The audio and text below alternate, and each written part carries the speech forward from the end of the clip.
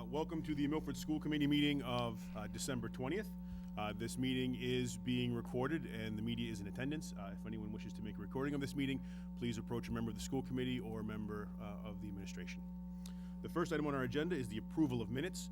We have two sets of minutes to approve this evening. The minutes of the December 6th regular session and then the executive session of that school committee, and then the regular meeting minutes of December 11th. I'm sorry, that's 3 minutes that we have to approve this evening. Everyone here was available for all of those, so I think we can take them as a single motion. Can I have a motion from Mike, second from Dawn, to approve the 3 sets of minutes for December 6th, both the regular session and the executive session, as well as the regular session of December 11th. All in favor? Opposed? Unanimous in favor. The motion carries. The next item on our agenda are announcements, correspondence, and distributions. Did any member have announcements, correspondence, or distributions? Scott? I know that there were several holiday concerts over the last couple of weeks throughout many of the schools. Had an opportunity to attend a couple of them. Just want to congratulate all the kids, all the students, as well as the parents for attendance. They were very well attended by several people throughout the community, and as always, our music department did a tremendous job. So certainly wanted to make sure that I recognize them as well. Great, terrific. Any other member? Don? I was just going to ask, with everything that happened last week at Stony Hook Elementary School, if we could actually start this meeting with just a moment of silence to recognize them. Yeah, I think that'd be a terrific idea. If we could have a moment of silence to recognize the people who were harmed in the awful events of last week.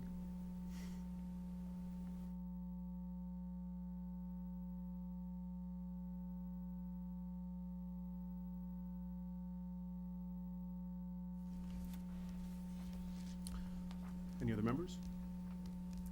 Mr. Chairman? Yes, sir. I have a distribution for the committee to look at. This is the correspondence to Mr. Glenn Cook. This follows up several meetings back talking about, in the spirit of the holidays, being very positive about the support of the school committee and recognizing success stories, if you recall. So taking some of the feedback that I had from the committee and putting together what we thought would be the full continuum of services from our Milestones program at the preschool all the way up through our high school program offerings.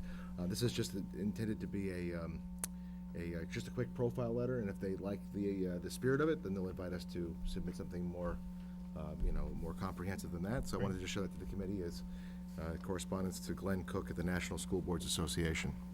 Great. Thank you, Bob. You're welcome. The next item on our agenda is our invitation to speak. Did anybody come tonight to address the committee? Seeing no one, I'll move on to our next agenda, which is the Milford High School opening of school update. We have Mr. Michael Tempesta, who is the principal of the high school, with us tonight. And come on up, Mike. Thank you very much for coming. And I think I think you probably have a little presentation that you want to give to us, and then perhaps we'll pepper you with some questions. So the opening of school went very well. We had one of the things too, and I know it's topical with the other agenda items that we've been focusing on, is the new security measures. We have cameras. We have campus aides. We have a lot of coverage out and around the building. We got off to a great start as usual with the opening, but those are some of the prevalent things that have been very successful. Particularly, I think within the first 2 weeks, the new cameras were used to prevent a couple situations. So it was quite eventful. I don't know, other than that, we opened, we had the staffing levels, kids were great. It was a while ago. I'm just trying to harken back, but that went well. So Opening up until okay. tonight. So that I don't want you to feel pigeonholed and just. Oh, sure. No. So, but most recently, I think I'm proud to report back on the regular security meetings that we've been having. I think have driven a lot of conversation administratively and with the school committee. We've looked at just the forum of those. We've looked at some issues about certainly about the safety on all the campuses, but also common problems for registration, pickup of students, things in our X2 software. We've generated some discussion too that we've carried out in our monthly administrative meetings. That's been very positive. So that comes to mind. I think that has been the most fruitful thing to speak of, yes. How many students did you open the school year with? 1,122. Spread equally among all classes? No, well, there was more of a bubble. The sophomore class is the biggest class, It is, and the okay. other ones, I think we're at 288 seniors, 275 approximately now. Okay, Yeah. all I right. haven't looked at that in a bit, but right around there. And how many staff are in this building, your full-time? About 90 teachers. Yeah. Thanks for us this year's been the evaluation and. Yes, Oh, yes. that's a big. Oh, yes, how that's could Given why the I asked. numbers of. Yeah, that's You may- you another may- you may point. wanna Thanks, Bob. comment on Yeah, that the piece. evaluation process, and I think district-wide, but certainly at the high school too, has been, it's been a challenge for us going to that new, to the new system. Right. But it's been very rewarding as well. It's forcing us to get into classes much more often, Right. just to meet the demand. I think overall, before the 15th, we evaluated all 92 teachers once all the way through by the principal, but also in addition to that, we had the assistant principals evaluating, some of the other directors evaluating. When we tallied that, I think we were at about 120 or 30 observations at November 15th, which is, it's striking. We can't get in there. Well, a couple days we did 12, a dozen in a day, going, 15, 20 minutes, and just, a few students that I know well, thought we were almost stalking them. So there were days where you saw the same student throughout their day. They only Right. have 4 classes, and you could hit for the cycle, so to speak. But it's been great, a lot of feedback, positive feedback, particularly with the goals as well. Rob? Mike, thanks for coming in. I talked a little bit in the last school committee meeting about the academic decathlon that took place up here, and, and I had an opportunity to stop in, and there were certainly lots of students around. Could you tell us a little bit more about that, and maybe, The how it academic, finished yeah, up? that was, it was a lot of fun. It was our first time that we've hosted, and we had 30 teams show up from all over the state, from as far away as Pittsfield, a lot of Boston towns too, and basically we hosted in our facility. Dan Nelson, one of our computer teachers, did all the scoring for us. And we had, I want to say, throughout the day, we had 20 or 30 student volunteers, our own team with our coaches, Jean Newcomb and Ellie Murray as our coaches. Our kids did pretty well in the competition, and they were very excited about it. And we'd love to host it again. It's one of those days where it's wonderful, and I know it seems a little. What's great about that competition is, we are a school. We're here to educate kids, and you have kids who put in above and beyond hundreds of hours studying specific amounts of material. In this case, it was the Russian Revolution was the theme throughout, and we had a lot of our teachers help them along the way study that, volunteer their time. They had the day they were sequestered and bunkered down in the office area with all kinds of snacks and things like that, and sustenance to get through the study session for right up into the test. But it was a great day. We also had that day that I want to point out, and I know it was in the paper, and but it was a great day for the high school too, because we had the National Honor Society students who they participated in a walkathon, and then they came back and they painted the catwalk, a complete student-led initiative. Tim McManus took the point on that, presented the administration a sketch all done in his drafting class of exactly what it would look like, and they got the supplies. They met with everyone. They organized themselves, and they were here. I want to say between the walk and that, 8-10 hours on a gorgeous fall day, of their own volition to do that for the community. So it was great to see that. So it was a wonderful day. Mike, I realize that, again, thank you for coming in as well. Sure. I know that due to some staffing changes that occurred over the summer and the beginning of the year, we were not able to offer SATs for the fall session here in Milford. Very happy to hear that from our last meeting that it's coming back, so thank you for Sure. your work on that.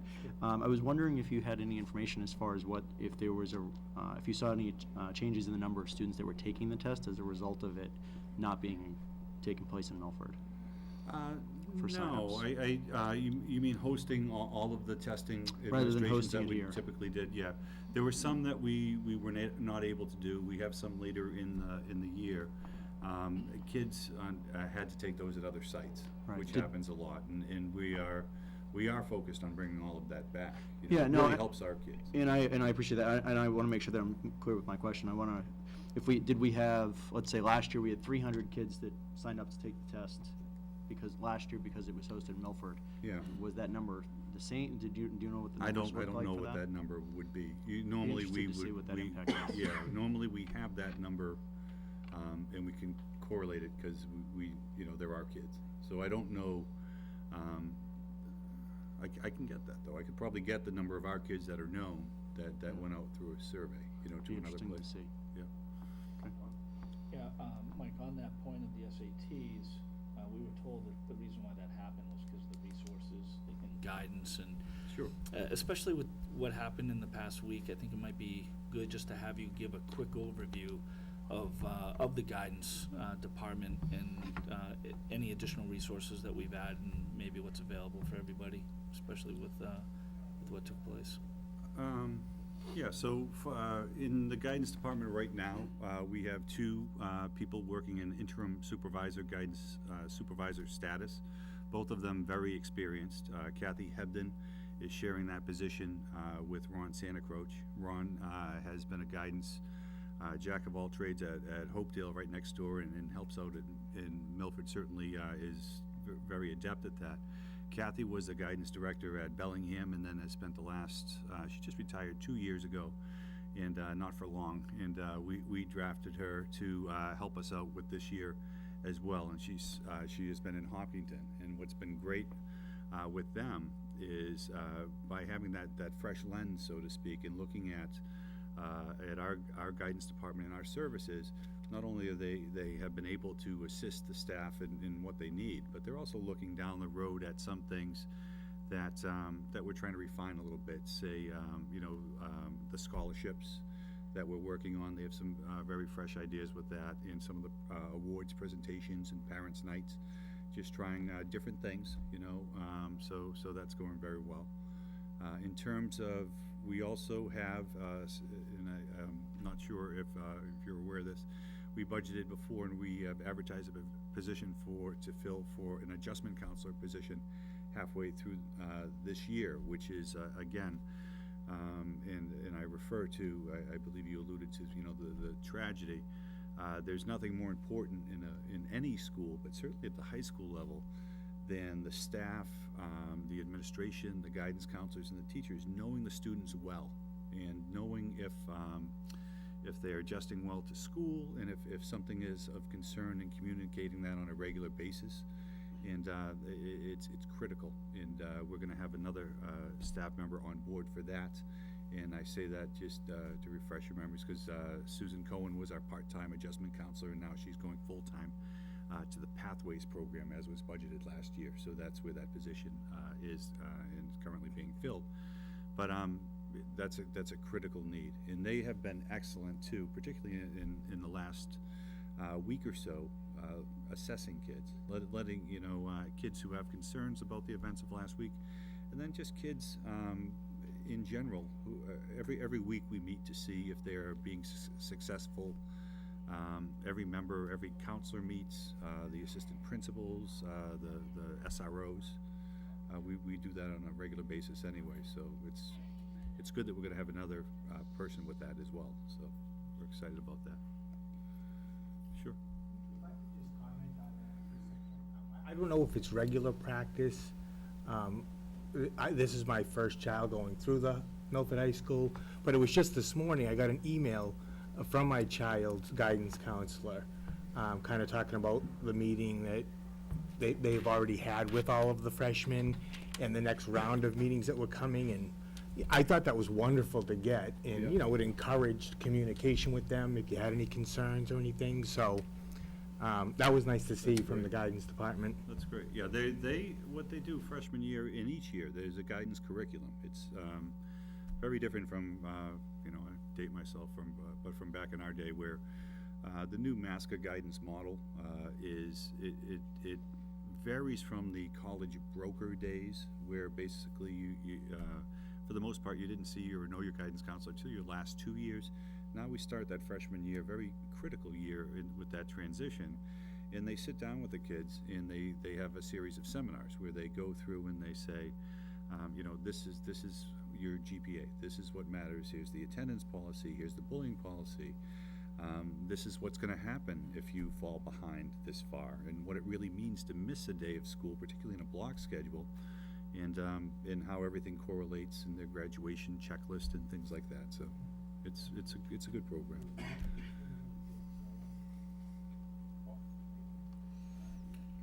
was just gonna ask you, because you mentioned, I think it was Scotty, about the Pathways program.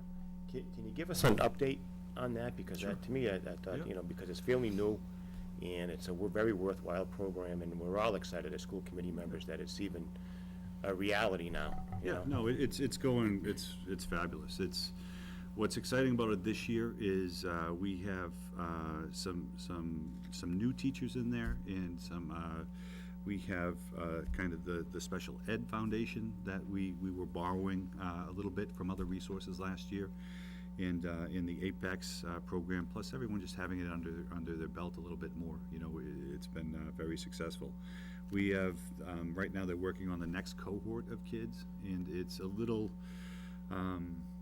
you know, basically we looked at historical trends in developing the program, so we know, and they use software as well to look at, you know, attendance data, at grades, at other data points to intervene when a kid is starting to not be successful. So all of those things are happening, and we hope to continue with it, so that, and also with the Apex program in the future, expanding that before a kid needs to go into a Pathways program. So that's the next venture with that. So for example, if a kid's out on long-term illness or needs specific remediation or a unit or you know, not a whole failure of a term or a quarter, we're looking to see if we can do that in the short term as well.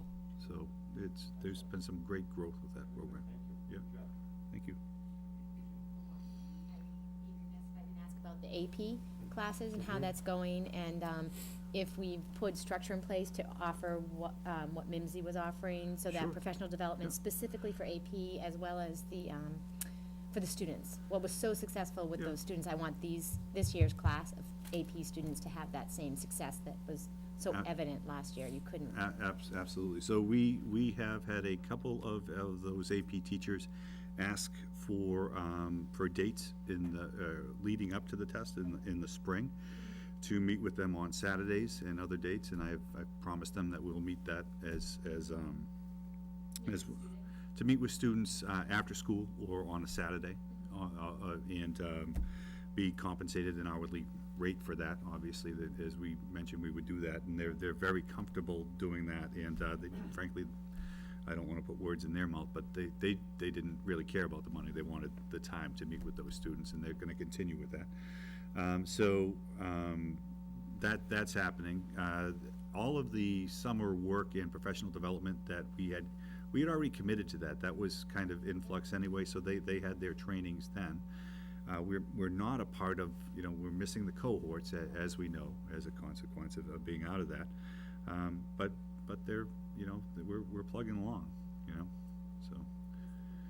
Next year, but It will be. hopefully it'll I be mean, the we same. had an increase in chemistry enrollment. We had an increase, we saw other increases, you know, across the board. So, and the students are working hard, you know, in those classes. So. Concerns, and my concern as well was we really had a lot of momentum with how that program was working, and it's gratifying to hear that there's an increase in chemistry enrollment, and that we're not losing any of that. But again, you know, the proof is unfortunately going to be in the pudding on this, because we need to maintain that momentum and make sure that we continue to move Yeah, forward. the- So I think this is something that we're all going to be looking very critically at over the course of the next 6 months. Yeah, and I just want to reiterate too, that our teachers are working as hard as they always have. They miss the benefit of, and the collegiality of that networking of peers for some of the study sessions. But they haven't missed a beat. They really haven't. You know, it's the same rigorous curriculum, and they're working hard with that. Yeah, I guess it's the lack of the umbrella, so, you know, someone was overseeing, there was a point person or a point organization overseeing AP and all the AP courses.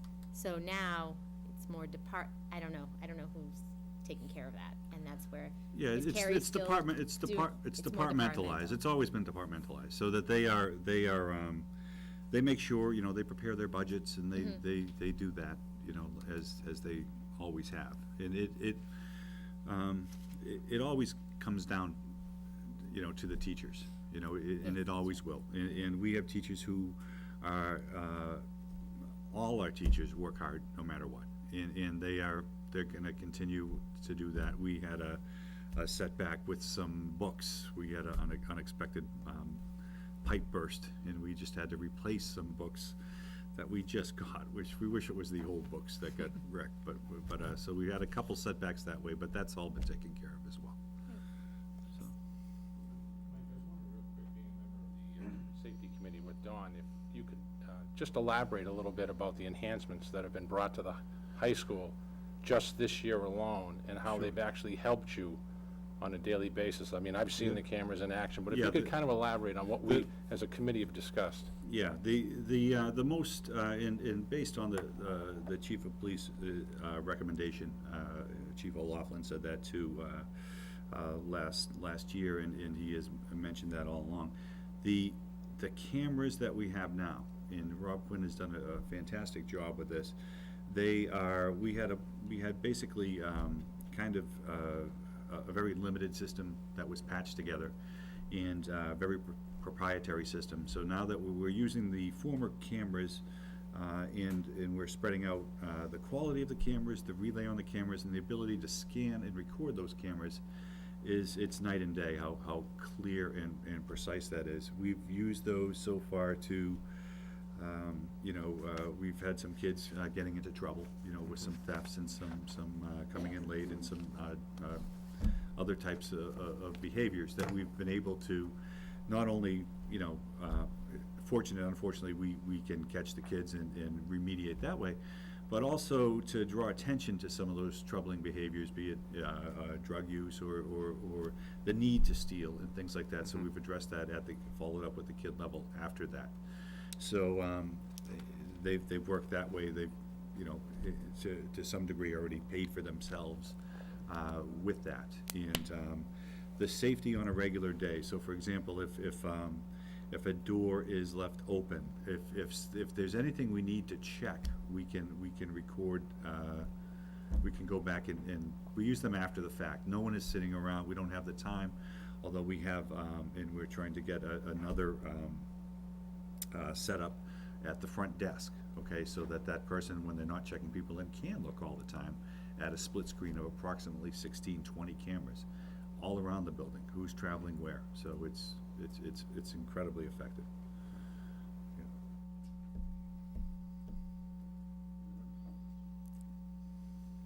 Great. Mike, thank you very much. All right, We thank really you. appreciate it. Speed Thanks, run. Mike. Thanks. The next item on our agenda, it's a safety and security update. Actually, it pertains specifically to the meeting that was held this past Sunday at 1 o'clock in this building. And that meeting was called as a reaction to the horrific events that occurred in Connecticut on last Friday. So I just wanted to give a bit of a narrative of what occurred, and I don't want to, any member wishes to jump in at any time, please do so. I don't want to monopolize. I would like to start with, on Saturday morning, at about 10 o'clock in the morning, when my mind was sort of still reeling from what had happened, Superintendent Tremblay had already begun to organize a special meeting of police officers, administrative staff, directors, adjustment counselors in our school district. By noon on Saturday, he had arranged a meeting in this building of all of those interested parties. It was Sunday at 1 o'clock. At that meeting was the Chief of Police, O'Laughlin. We had the Deputy Chief, Heron. We had Lieutenant Falvey. We had Detective Sergeant Kincaid. We had our 2 school resource officers, Tiernan and Gresham. We also had Officer Nelson, who is a member of the regional SWAT team. And if I left anybody out, I apologize, because the presence was just so strong.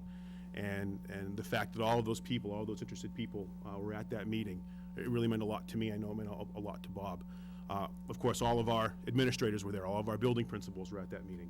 All of our directors were at that meeting, and many members of the school committee were at that meeting as well.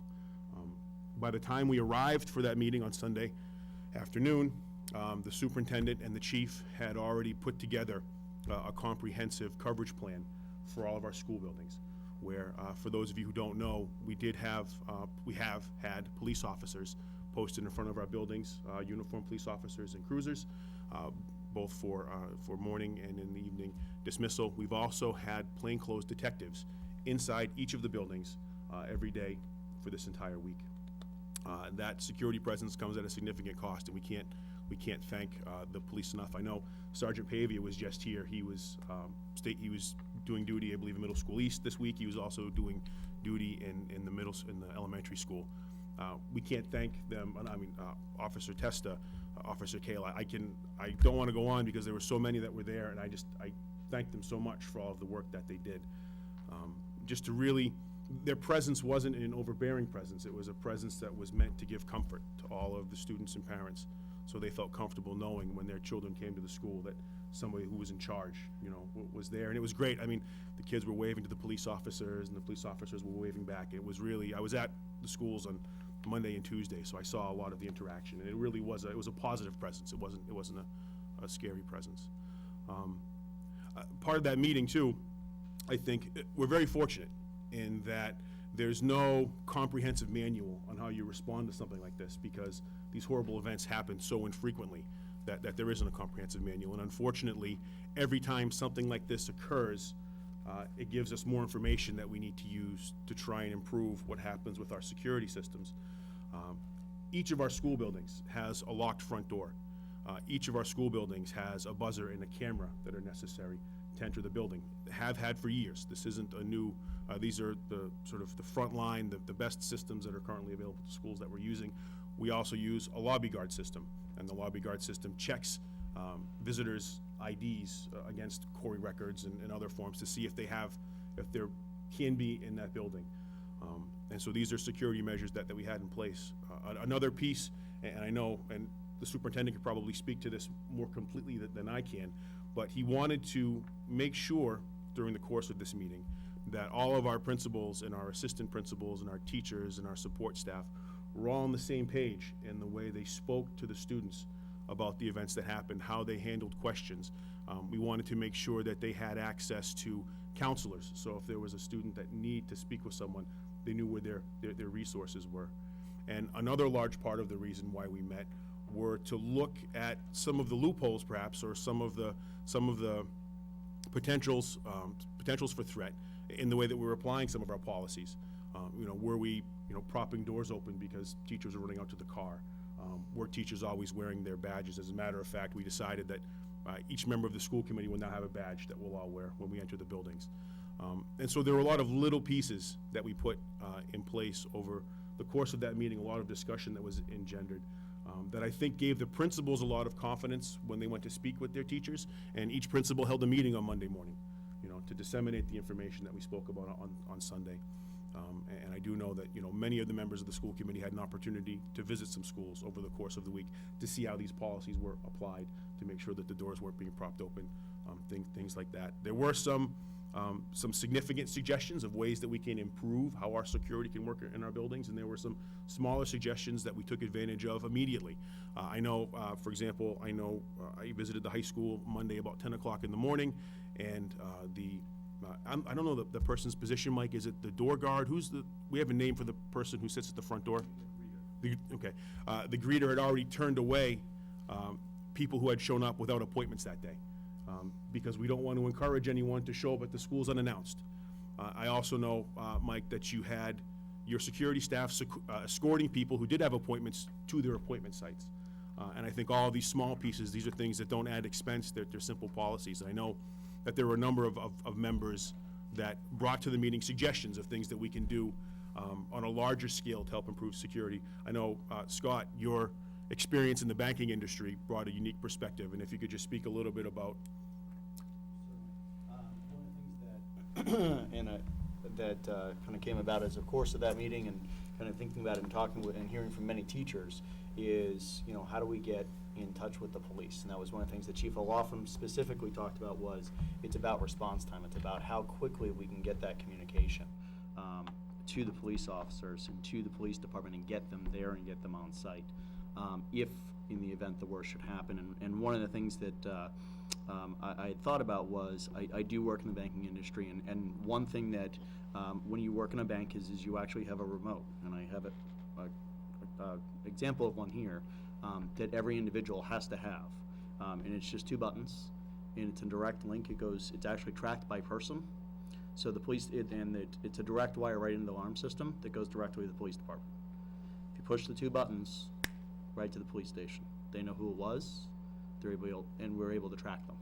So if, one of the things that we've heard from teachers is, well, what if I'm in a room or I'm in the hall, I don't have a phone, something happens. It's a reasonably inexpensive option, and I know that Bob is going to be doing some research into finding out exactly what that expense is, and seeing if that's an option for you. It is an option that comes with alarm systems.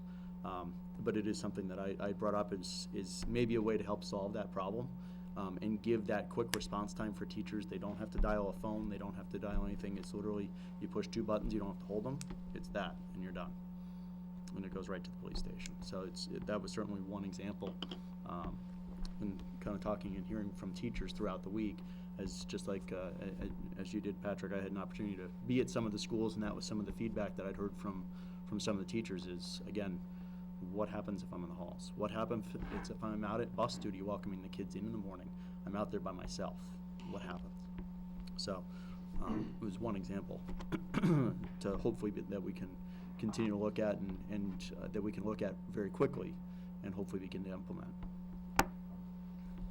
You know, having been at that meeting, I can't say enough about Chief O'Loughlin and the insight that he gave to all of us, to not just ideas, but just the level of commitment from him and his team. It's just amazing. Not to interrupt, but it was the chief's suggestion where he said, you know, you have an alarm in this building, you know, Yeah. we could have a panic button, which is what. Right. Had Scott speak about that. And what his point was to all of us was what happened last Friday, from the time that person arrived on the school premises and started shooting, and the first call that came into that police department was 6 minutes. So he was really upset, you know, about why would anybody wait, and he doesn't want anybody waiting. If you think there's something wrong, make the call first and worry about what happens after. So his whole thing was the best way, not that you could ever stop what happened, but the best way to limit, you know, the level of what happened was to get police officers there as quickly as possible. The other thing that came out of that, though, which I thought was really interesting, and something that the policy team really needs to take a look at, is the whole lockdown process. It was Officer Heron who brought up the part about there's different types of lockdowns. There's environmental lockdowns where something might be happening out there and you want to keep the kids safe, versus what happened last week. But the language, the way it is now, a lot of people think you really need to hide in your room and just hide there. And what we all agreed on is you need to be able to use your best judgment. And if you hear things escalating and you have another escape route, to do what you think is best. So I think we really need to do that, not just for the kids, but obviously the teachers that are involved as well. So I think we really need to take a look at that and see if there's some language that we can change and give some flexibility and comfort. Yep. I've had some access to some articles and some training. There's, you know, our lockdown procedure, we have a complete and effective lockdown procedure. But one thing that it doesn't account for, which is a newer trend, it's improvisational thinking in a situation like that. And it's not something that we train for now, and it's not something that most school districts ever train for. And it's the ALICE program. I actually forwarded it to Bob, and it's something that sort of teaches teachers who are in charge of students in a lockdown procedure to change their course, to change their direction, to react in a different way. If for some reason the circumstance changes. Lockdown works great because it gets kids out of the hallways. It gets them someplace safe where they can be controlled. But if that environment is no longer safe, then we need to switch our thought process and say lockdown isn't okay anymore. We have to have an alternate plan. And I think that that's one of the newer trends that's happening right now. I mean, it makes me sick that we have to have training like this, Right. that we have to worry about improvisational thinking and faced with horrific events like this. Fortunately or unfortunately, the training is there. And so I think it's something I can look at. I didn't mean to drop that. I apologize. No worries. I did have some other points. One was I really wanted to thank publicly Kevin O'Donnell from O'Donnell Electric. You know, he was really impacted by the news, as was everybody, but he sent an email offering to raise the funds and even install metal detectors if we wanted to take it to that level. And you know, I don't think any of us want to lock down the schools and take away the kids' innocence yet at this point. We want to obviously assess all the suggestions that come forward. You know, last week, I think his last name is Malloy, Governor Malloy from Connecticut said, you know, schools aren't banks, they're not vaults, and we certainly don't want to get it to that point. And more impressive to me was, and I can't remember the little girl's last name. Her name was Emily. I think it was Porter. Her father's name was Robbie, and he gave a speech on CNN on Saturday night that was just amazing, in which he said, we can't as a society let what happened define us. And you know, he's absolutely right, and it's really hard to hear those words, but it's, we can't, and the best thing that we can do is just look at all the options.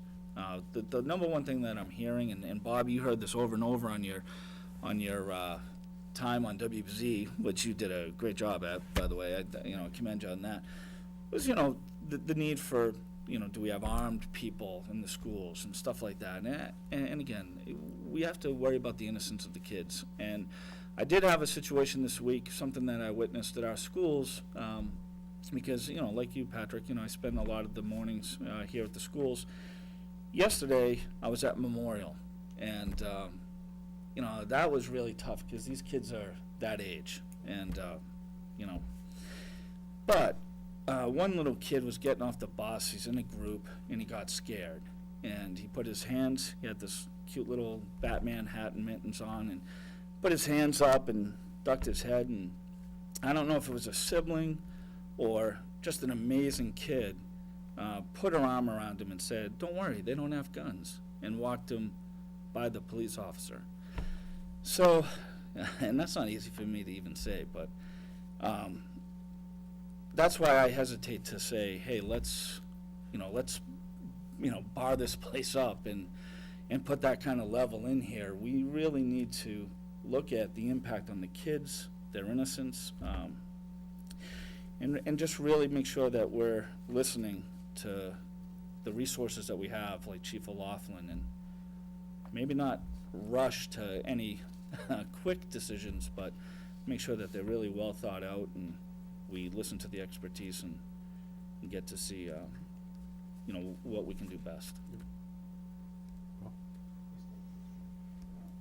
We are very fortunate, not only to have a committee like we have and the interest that we all took, especially those individuals like yourselves who attended the meeting, but we're also very fortunate to have that strong relationship with public safety, police, fire, and it's very unique in Milford. I've been a public servant for over 35 years, and I've seen at my various trade meetings and associations that I belong to, and it's something how various departments really don't get along with each other. I mean, you even have like school departments not getting along with their police department.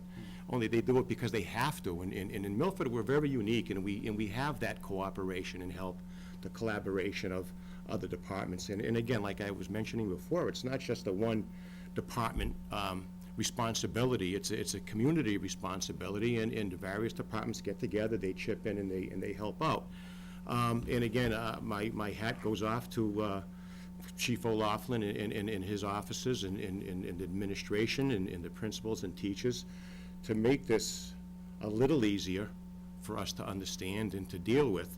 On the other hand, I've noticed the members, like yourself, Mr. Chairman, speak on how much you got out of this. And you got a lot out of it because the right people were there. You know, the chief of police, yourselves, you know, the superintendent of schools, other resource officers as well.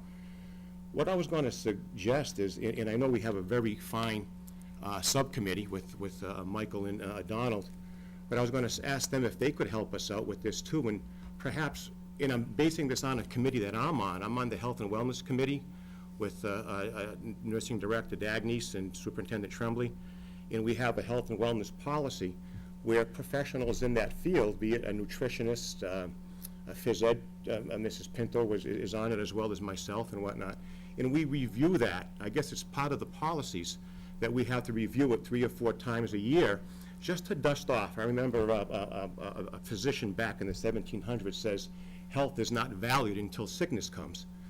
You know, public safety and security is not valued until these unfortunate situations happen. And every now and then with the health and wellness policy, we meet and we dust off the policy to see what we could do to make it geared toward today. For instance, the changing of the food in the vending machines to make it more healthy. Call suggestions of getting, you know, that all came from that Health and Wellness Committee that was, you know, governed by the state and federal government. One of the things I was going to suggest is perhaps having a safety and security committee that's appointed by the chairman of the school committee or the superintendent of schools with the help of our subcommittee, and get the right people on there, dust off our policies every now and then to see what we need to fit the time, instead of waiting for a situation to happen to more or less give us that proverbial kick to wake us up, but have that. And during my research, I've noticed there's some states down south in the Midwest that it's mandatory that each school district has a safety and security committee. And again, it wouldn't just cover these horrific events that happened. It would cover, like Donald was saying, the environmental factor, or a public health factor, such as the H1N1 that came out, sitting down and planning it all, and how, or a pandemic flu, where many students and teachers are out because of an illness.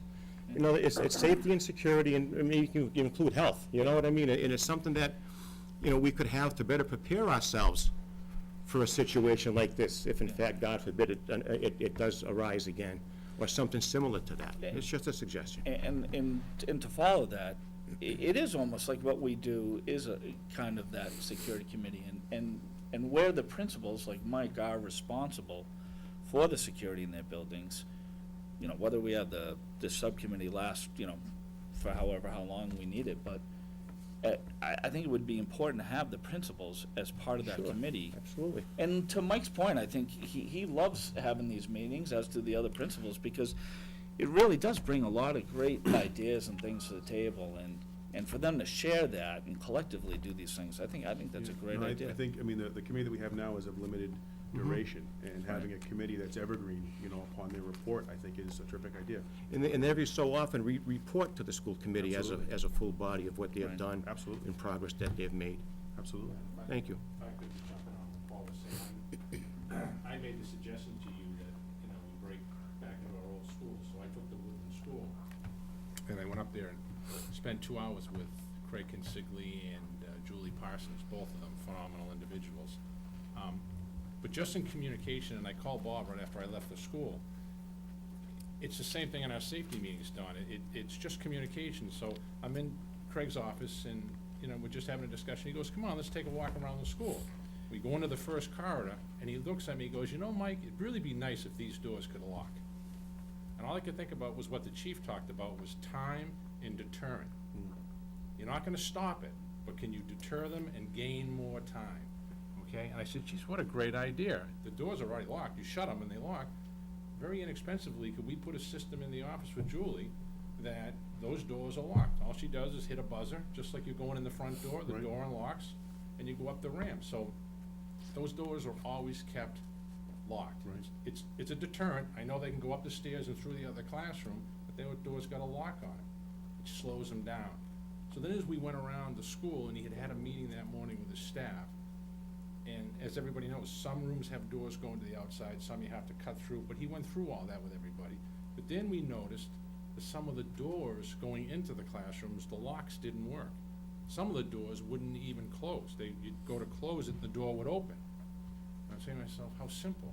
Just fix the handles, fix the locks. Again, it's a deterrent. That's all it is. But I think what's really special, and Julie brought this up, and it's almost like you empower people to become part of the solution. Right. And I won't talk about what she said, but she has this unbelievable idea of how she, from where she sits, is gonna be able to put communication into those classrooms. So that if we have the doors in the corridor, just those doors entry level locked, buzz them in and out, just like you do the front door, okay? And then the classrooms, you're not gonna necessarily lock them, but if you hear something, then you lock them, you now increase the time to get the children, if it's in the building, out of the building. I talked to Craig today, the door locks are already, there was on a lot of them, there was 3 or 4 of them, they're already fixed. Okay, we know that there's an issue, some of the windows, and I spoke to Bob about this, some of the windows, the teachers came to Craig with this. He talked about how we had talked about the lockdown, get the children out of the building, and one of the teachers came to him and said, it opens, but, he's already working on that, so it's communication is really the key to it, and I think if we could get into that mindset of going back to the school, or everybody grouping in a school, and we start communicating with the people that are in that school every day, I think we're gonna find very relatively inexpensive, easy ideas. It's not like fine-tuning ourselves with the gate at the high school. That's the famous one Dawn and I talk about all the time, and it's fixed, and it's, Craig walked me around, and there's 2 doors at the Woodland School. Really, if you wanted to, you could drive a car through 'em. I mean, how inexpensive is it to put a barrier in front of the door?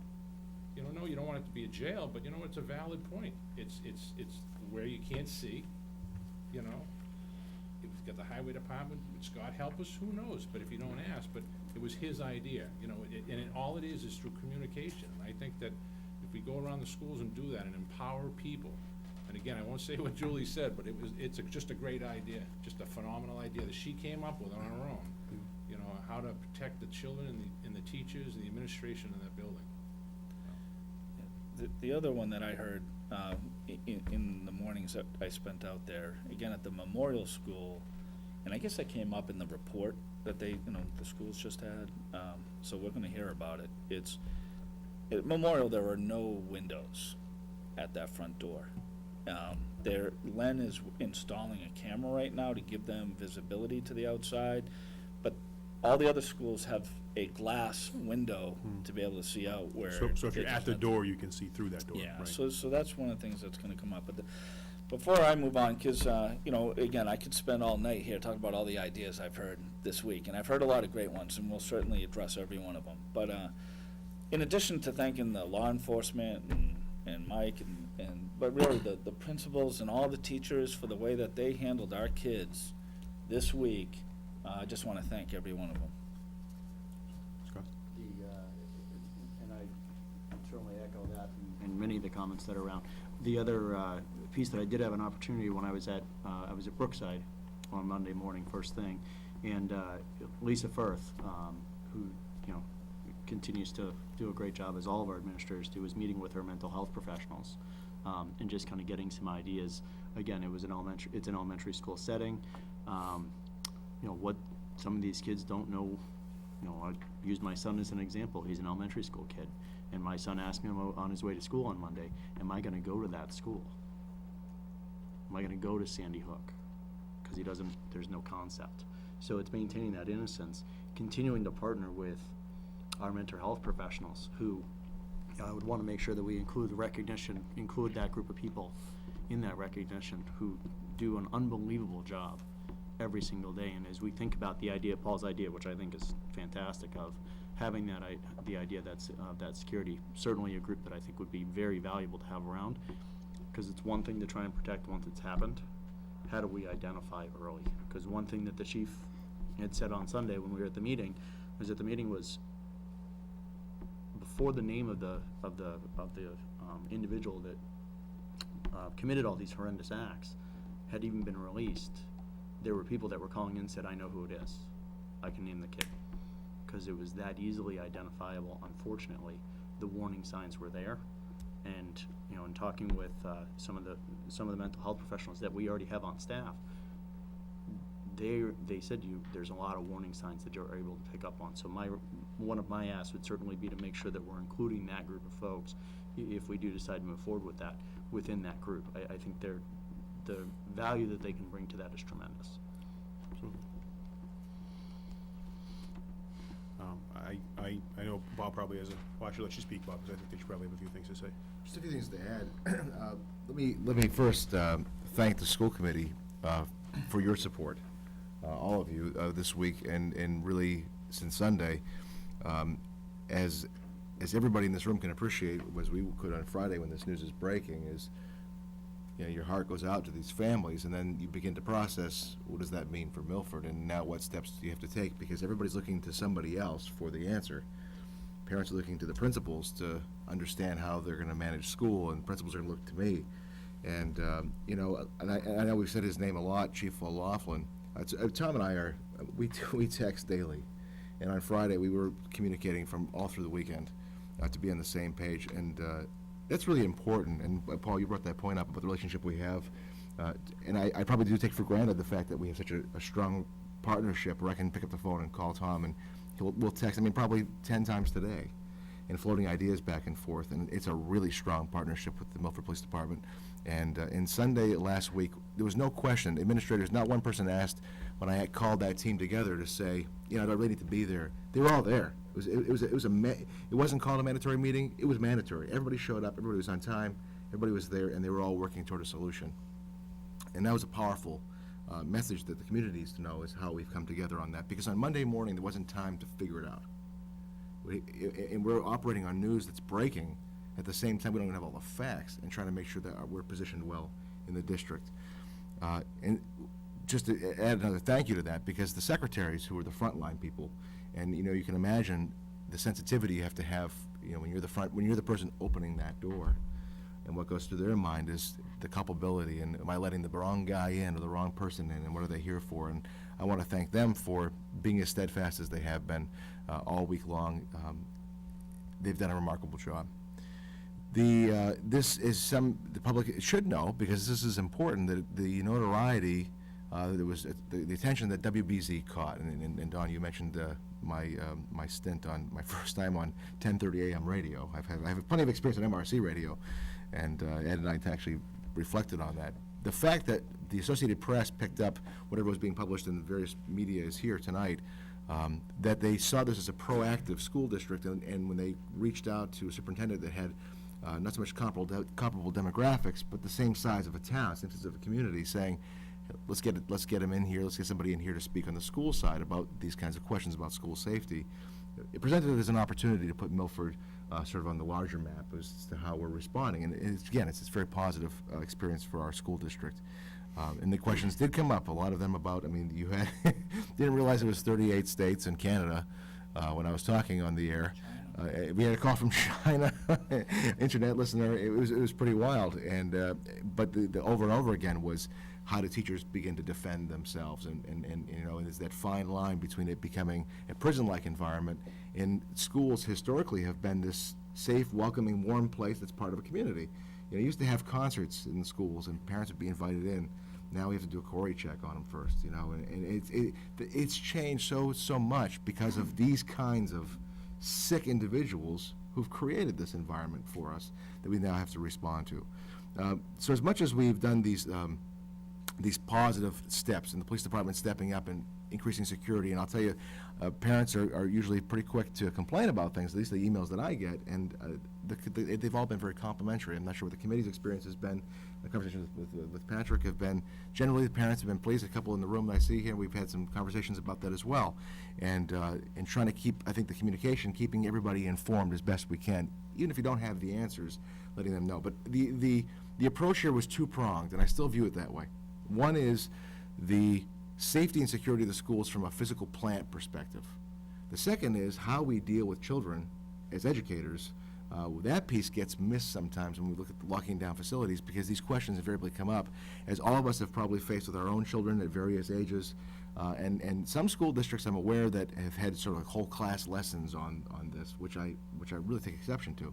My view on this has been that it's very much a private family matter to decide together as a family how much information a child should know relative to their age and their ability to comprehend that. And our educators did, and our principals directed that, as the members of the committee who were there on Sunday heard. They worked with our mental health professionals. If students who happen to maybe see all the news, they could be guided by a guidance counselor, adjustment counselor, to redirect that conversation back to their families. What I provided for the committee as a handout is what I call the post-Newtown action plan. Because as much as we want to say we've done a great job, and to the extent that we have done a great job, what are we going to change going forward? And I've taken a lot of notes tonight about the, expanding and having a standings, maybe expansion of the Safety Security Committee, includes some mental health folks, and look at a number of things. The public has not had the benefit of this. Just to highlight quickly, the next steps I'm looking for, starting in January when we return from the break, is to bring back the team to address, and this is with the chief, of course, and his team, our lockdown procedures. Do they work? Are there better ways, and are they appropriate? Given what's happened. 911 calls, some of the feedback we had gotten is people, for whatever reason, didn't know that they could call 911. It's been mentioned a number of times, and clearly that's got to be changed. If that's a mindset that we have to have this hierarchical flow chart, if you have to go through the top person to get it done, and the top person, for whatever reason, is not available, you have a problem in terms of your internal communication. So we've got to change that. There's quick fixes. We've addressed these, by the way, just for the general public to know. We have addressed these. Moving a policy aside and procedures aside, we've corrected this so we know how to move forward. But we need to lock that down in part of the pun on paper. The facility improvements and upgrades, we talked about a number of those, including how we control staff entry at the buildings. How many doors are we allowing staff to go in each day, and do we need to open as many as we do? Surveillance technology expansion has been brought up tonight by the principal and others. The panic button, we would look at those being remote or fixed. That's a great way to get communication directly to 911, which would have saved those seconds or minutes at Sandy Hook. Processing areas was brought up upon entry. How are we, when we run the scans of running IDs through, and how are we making sure, whether it's appointment rosters, and I know for the families that had to be turned away this week, I apologize for the inconvenience. But for the safety of your child, we did it. If there wasn't a prior scheduled appointment, you weren't coming into the school. The next phase of this, which I look at it to be springtime, is probably professional development that no one has ever thought of, at least nothing I've ever considered in school. We worry about, and certainly I worry about curriculum and instruction and making sure we have all the training on evaluation tools. Never did I envision as a superintendent that I have to be talking about how to prepare ourselves for active shooter training. If somebody comes in the building who's not supposed to be there, and how do we defend ourselves? And much to what Patrick was talking about with the ALICE program, and there are others, and working with the chief of police, is to get training for our staff that helps them to keep not only themselves, but their students and the school safe. That's a different level of professional development that I think will really take Milford schools and be that trendsetter that we've been in a number of areas and providing that training. It's bold. If you read what I've written here, it's pretty hardcore. I've never actually put those kinds of words in writing before about that kind of training for staff. I'm committed to making that happen in the springtime, and I wanted to bring that to the committee's attention. So, not to extend the conversation any longer than it's been tonight, but I wanted just again to thank the many partners who worked with me on really having a return to school. The final piece of information that would suggest to me that we've done well, all of us together, is that our attendance rate this week does not seem to be impacted at all beyond seasonal flu and sickness. We're not aware of any attendance issues that have been reported to us, and we've checked it out with all the schools because of this incident. So I think that's a testament to the security that's been present, and I wanted to share that with the committee this evening. Thank you. And I mean, nothing good can come out of a situation like this, but if we can find encouragement, I can find encouragement in the leadership that's been shown by superintendent and the school principals and the teachers and all the support staff. They've just been tremendous throughout the entire week. And again, to say, again, without the chief of police, none of this happens. So I can't say enough about what he's done for our community. And I mean, he's a part of our community, and that's why he did it. I mean, this is as important to him as it is to us. So if there is something encouraging that comes out of it, it's the the community involvement, it's the teamwork that occurred, the leadership that was shown in the schools, and, I mean, all of that sort of punctuated by the fact that, you know, the AP, Associated Press picked up on the fact that we were doing things that were different and above and beyond other communities, and wanted to talk to us about it. So I want to thank the superintendent, I want to thank the chief of police, and I just, hopefully we will put ourselves in a position where, I mean, we'll never be dealing with this in Milford, but hopefully we'll put ourselves in a position where if anything terrible were to happen, you know, we will be the most prepared school district that we can possibly be. I think another important thing that's happening that the chief brought up, and it goes back to what everybody in the room has said, how fortunate we are to have the Milford Police Department and the Milford Fire Department. They train to engage. That's an excellent point, yeah. They train to engage, so where, you know, we may change the lockdown procedure to evacuate the building or whatever, but that police officer responding to this school has been trained to get out of that cruiser, off that motorcycle, and get in that building and engage that suspect. That takes guts. That takes guts. Sure it does. Yeah, Word I like that Chief often uses, their training go 5. yeah, You know, that's. and we're very fortunate. The next item on our agenda is the report of the superintendent of schools, and just a quick budget update from Bob. Yep, that's all. Just Hold very, very quickly. What's that? I was joking around.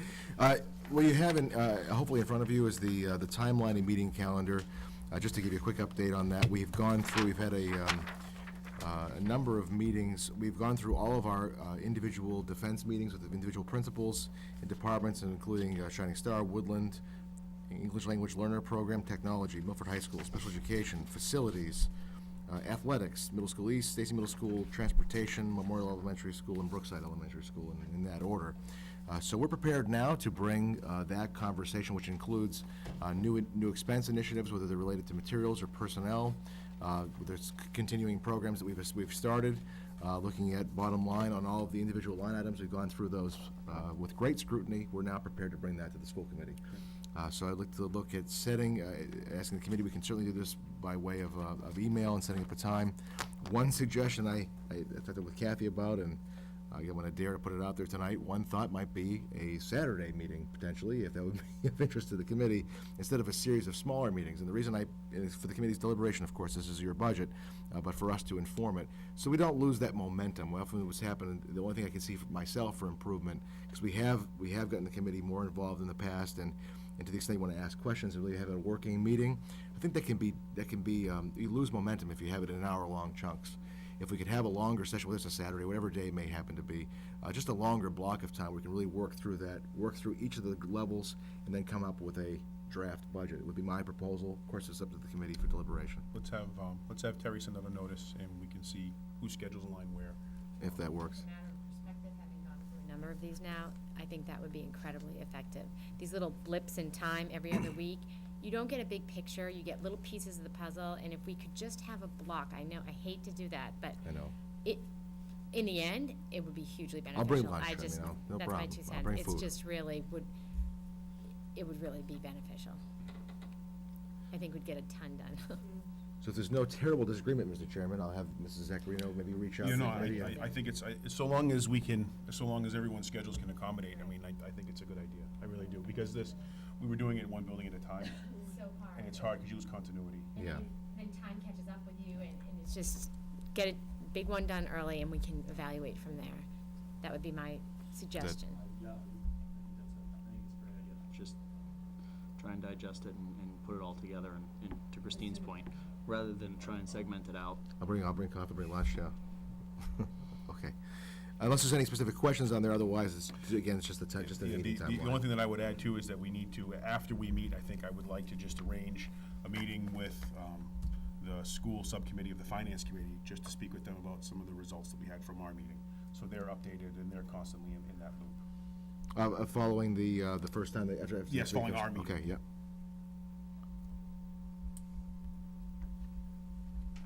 Okay, and that's all I have on that item.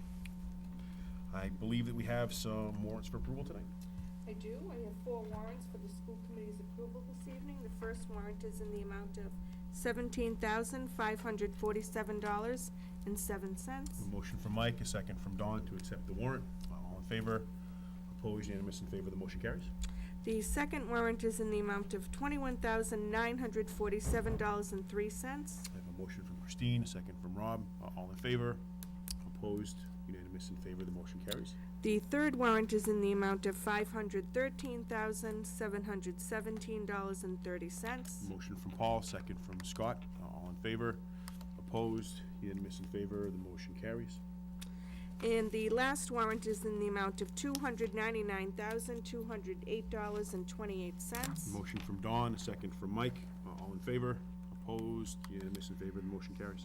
The committee has the latest personnel update. No vote is required.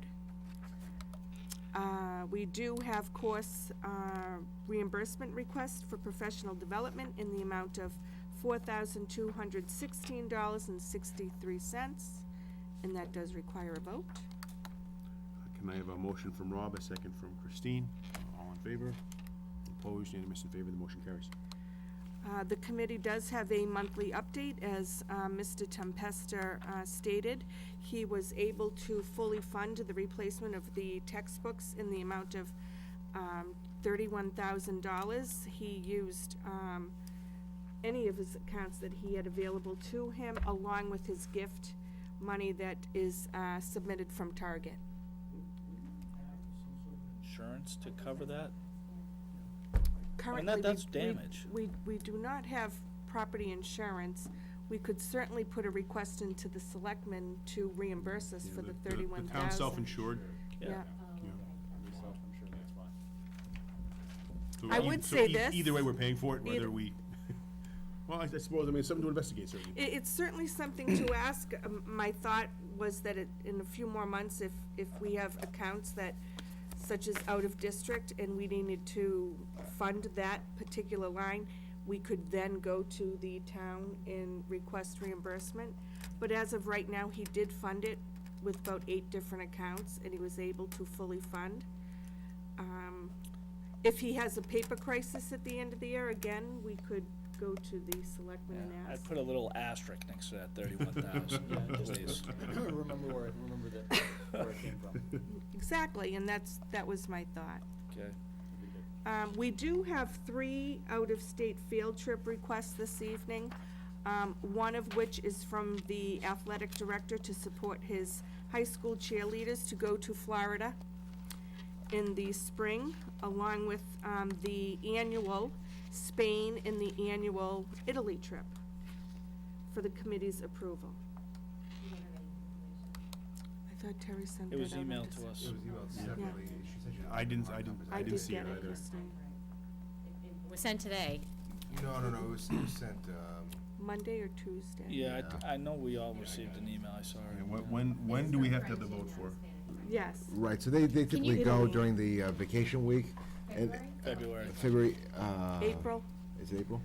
One is April and one may Italy's be in February. February. Yeah, and then there's some days that extends into the regular school year after And that. that's what requires the vote. Yeah, in the past, we've approved this before, so, yeah. There's nothing different in there than we've had done before. Just a, And Does it Housekeeping matter. require a vote? and the Florida trip, thanks. the March 28th to the 31st, and what days does that encompass? Rich's notes, it does not require any missed school. There's no school, Yeah, okay. right. I think they're leaving late on a Friday and returning on Sunday afternoon. And I have heard the music department is planning a trip as well. I think we need to be informed sooner than later. Yeah, they pulled it because the Thank you. price, you're right, there was supposed to be a distribution that was gonna follow. Yep. Nadine pulled it because the price that they had planned for it, the quote came in higher than that, so they're regrouping and coming up with an Great. alternative plan. So is everyone comfortable with voting on these tonight, or do we want to wait until the next meeting? Those trips are always well planned. Okay. And if you don't have the information, we can certainly send it along. Yeah, I know no, that it's they're- crazy. No, I am. Christmas. I'm with you. Okay, so if we can take all 3 of these trips as a single motion to approve the out-of-district, the student travel out-of-district, all in favor? Opposed, unanimous, in favor, the motion carries. And that's all for this evening, Patrick. Thank you.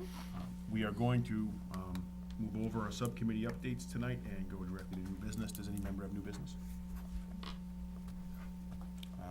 Does any member have old business? The only, yes, sir. Kathy about the insurance you sent a few emails to I did, Richie.